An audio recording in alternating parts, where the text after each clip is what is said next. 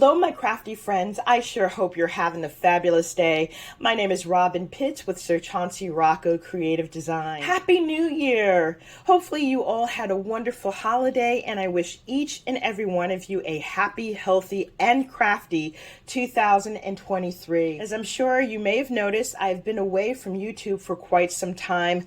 Unfortunately, the past several months have been plagued with family health issues, and I did lose 3 family members this year. This too shall pass, and like they always say, at the end of a fierce storm, there's always sunshine. And for me, crafting is sunshine. I can't tell you how much I've missed crafting, how much I've missed connecting with my subscribers and connecting with the broader crafting community on YouTube. Thank you so much. Thank you for thinking about me. Thank you for being patient and still hanging in there with me. I promise that I will continue to deliver fun, crafty projects and tutorials, and I just look forward to engaging with each and every one of you. So without further ado, let's get into this project. The 2 cards that you see in front of you I created using an Griffin die.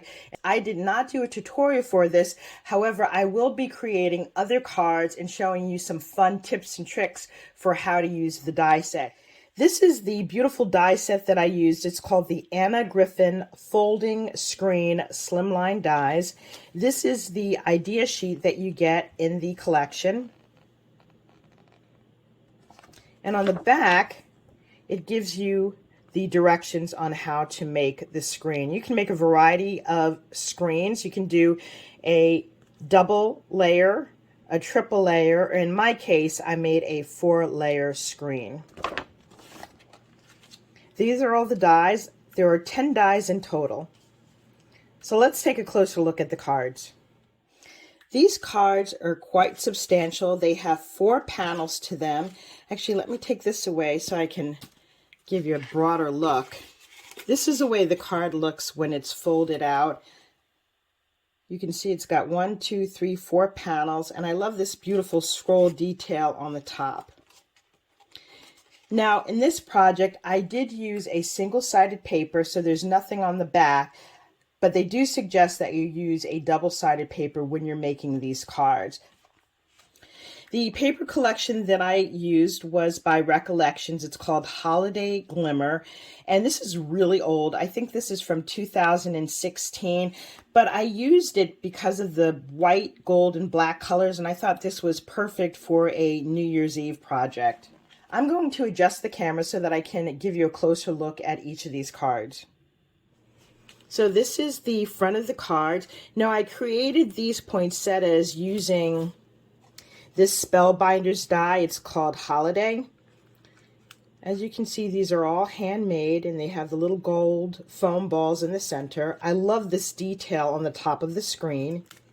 The great thing about this die collection is it gives you all the concentric dies to create these multiple layers. I have these layered on foam dots. You also get this decorative piece here. On the next panel, I've used more of the layering dies here, and I've taken this image out of the cardstock. On the third panel, I have this area here for journaling, and there are more of these beautiful handmade poinsettias, and then more of the Christmas bulbs. This just makes a lovely presentation. Let's take a look at the second card. So this one is very similar to the first, however the background is using this white pattern paper, and then the poinsettias are done in black and cream. This is a sticker from an Griffin holiday card set. And again, I've taken these pieces from the cardstock.